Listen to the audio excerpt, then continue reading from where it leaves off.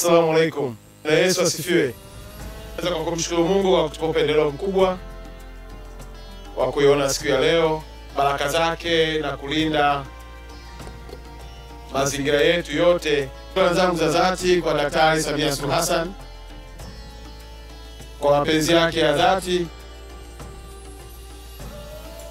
ya kutupa nafasi ya kuwepo katika nafasi ambayo ninayo, na maelekezo mahususi kwa ajili ya iftar ya leo, ikiwa ni sehemu ya kuwashukuru wananchi wa mkoa wa Arusha kwa upendo wenu kwake na kwa namna ambavyo mnaiunga mkono serikali yake ya awamu ya 6. Shukrani yangu ya tatu iende kwa viongozi wangu wa kiroho. Viongozi wetu hawa wamekuwa msingi mkubwa wa amani, umoja, mshikamano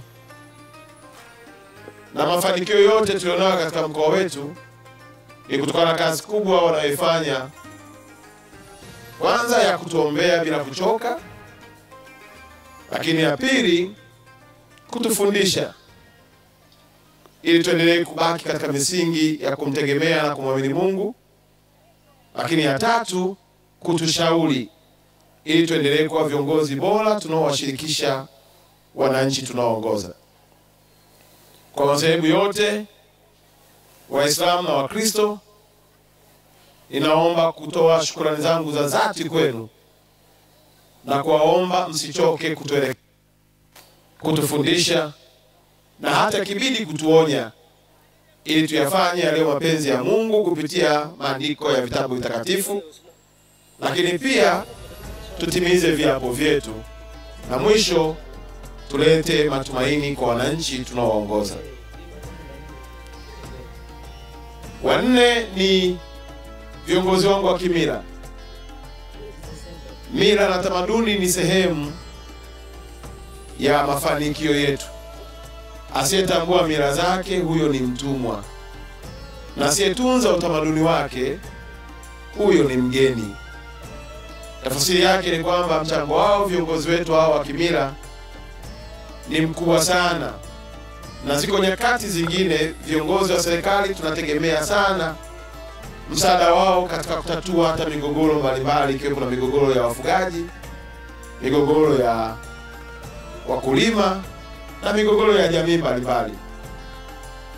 Tano, ninaomba kuwashukuru sana viongozi wangu wa Chama cha Mapinduzi, mwenyekiti wangu Mzee Sabaya na kamati yote ya siasa ya mkoa na jumuiya zake, ikiwemo jumuiya ya UWT, vijana na wazazi, kwa namna ambavyo wanaendelea kuyasimamia maendeleo ya mkoa wa Arusha.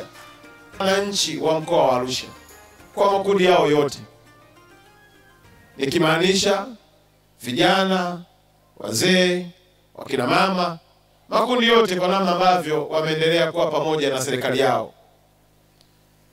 Ninatambua mchango wa private sector, natambua mchango wa wadau mbalimbali zikiwemo na taasisi za serikali.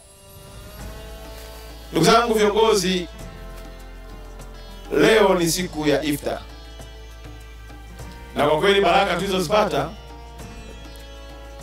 nina uhakika waliniambia pale mlangoni ya kwamba mbona wageni tulioalika kwenye karatasi na wageni tunaoona getini ni wengi kuliko wala kwenye karatasi. Nikawaambia hazuiwi mtu kuingia, kwa sababu hapa ni serikali yao na ni ofisi yao.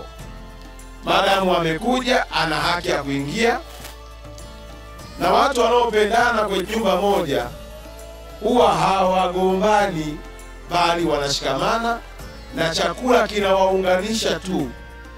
Na waliofunga wanajua ukiwa umefunga hauli sana.